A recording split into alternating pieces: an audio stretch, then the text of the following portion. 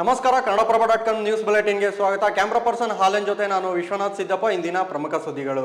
ತಿರುಪತಿಯ ತಿರುಮಲ ದೇಗುಲದಲ್ಲಿ ನೀಡುವ ಲಡ್ಡು ಪ್ರಸಾದದಲ್ಲಿ ದನದ ಕೊಬ್ಬನ್ನು ಬಳಸಲಾಗುತ್ತಿತ್ತು ಎಂದು ಆಂಧ್ರ ಪ್ರದೇಶದ ಸಿಎಂ ಎನ್ ಚಂದ್ರಬಾಬು ನಾಯ್ಡು ಅವರ ಹೇಳಿಕೆ ತೀವ್ರ ಕೋಲಾಹಲ ಸೃಷ್ಟಿಸಿದೆ.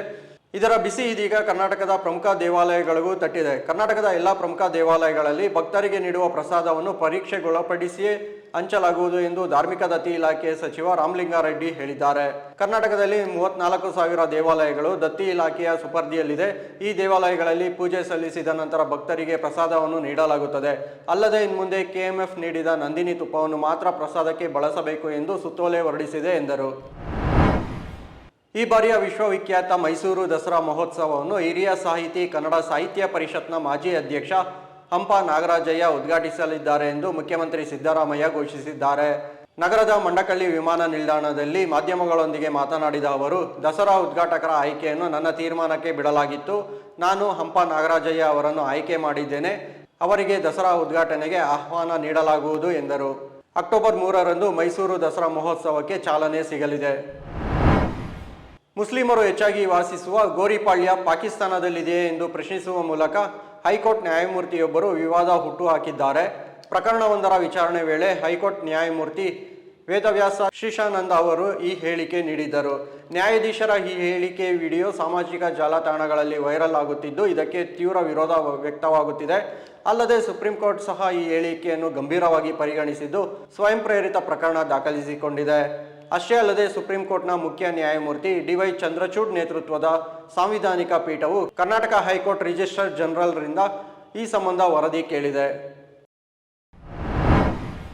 ಗುತ್ತಿಗೆದಾರನಿಗೆ ಬೆದರಿಕೆ ಹಾಗೂ ಜಾತಿ ನಿಂದನೆ ಮಾಡಿದ ಪ್ರಕರಣದಲ್ಲಿ ಜಾಮೀನು ಪಡೆದು ಹೊರಬಂದ ರಾಜರಾಜೇಶ್ವರಿ ನಗರ ಬಿಜೆಪಿ ಶಾಸಕ ಮುನಿರತ್ನ ಅವರನ್ನು ಪೊಲೀಸರು ಅತ್ಯಾಚಾರ ಪ್ರಕರಣಕ್ಕೆ ಸಂಬಂಧಿಸಿದಂತೆ ಮತ್ತೆ ಬಂಧಿಸಿದ್ದಾರೆ. 2020ರಿಂದ 2022ರವರೆಗೆ ಶಾಸಕ ಮುನಿರತ್ನ ತನ್ನ ಮೇಲೆ ಅತ್ಯಾಚಾರ ಎಸಗಿದ್ದು ಅಲ್ಲದೆ ಬ್ಲಾಕ್ ಮೇಲ್ ಮಾಡಿದ್ದಾರೆ ಎಂದು ರಾಜರಾಜೇಶ್ವರಿ ನಗರದ 40 ವರ್ಷದ ಮಹಿಳೆ ನಿನ್ನೆ ದೂರು ನೀಡಿದರು. ಸಂತ್ರಸ್ತೆ ದೂರಿನ ಆಧಾರದ ಮೇಲೆ ರಾಮನಗರ ಜಿಲ್ಲೆಯ ಕಗ್ಲಿಪುರ ಠಾಣೆ ಪೊಲೀಸರು ಶಾಸಕ ಮುನಿರತ್ನ ವಿರುದ್ಧ ಎಫ್ಐಆರ್ ದಾಖಲಿಸಿದ್ದು ಅವರನ್ನು ಬಂಧಿಸಿ ವಿಚಾರಣೆ ನಡೆಸುತ್ತಿದ್ದಾರೆ. ದಾವಣಗೆರೆಯಲ್ಲಿ ಗಣೇಶ ಮೂರ್ತಿ ವಿಸರ್ಜನೆ ಮೆರವಣಿಗೆ ಮೇಲೆ ಕಲ್ಲು ತೂರಾಟ ನಡೆಸಿದ ಪ್ರಕರಣಕ್ಕೆ ಸಂಬಂಧಿಸಿದಂತೆ 30 ಮಂದಿಯನ್ನು ಪೊಲೀಸರು ಬಂಧಿಸಿದ್ದಾರೆ. ನಿನ್ನೆ ಸಂಜೆ ಚಾಮರಾಜಪೇಟೆ ವೃತ್ತದ ಬಳಿ ಮೆರವಣಿಗೆ ಸಾಗುತ್ತಿದ್ದಾಗ ಕಲ್ಲು ತೂರಾಟ ಆರಂಭವಾಯಿತು. ಮೆರವಣಿಗೆ ವೇಳೆ ಭಕ್ತರು ಘೋಷಣೆಗಳನ್ನು ಕೂಗುತ್ತಿದ್ದಂತೆ ಕೆಲ ದುಷ್ಕರ್ಮಿಗಳು ಕಲ್ಲು ತೂರಾಟ ನಡೆಸಿದ್ದರು.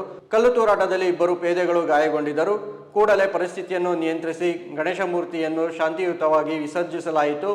ಘಟನೆ ಸಂಬಂಧ 5 ಪ್ರಕರಣಗಳನ್ನು ದಾಖಲಿಸಲಾಗಿದೆ ಎಂದು ದಾವಣಗೆರೆ ಪೊಲೀಸ್ ವರಿಷ್ಠಾಧಿಕಾರಿ ಉಮಾ ಪ್ರಶಾಂತ್ ತಿಳಿಸಿದ್ದಾರೆ.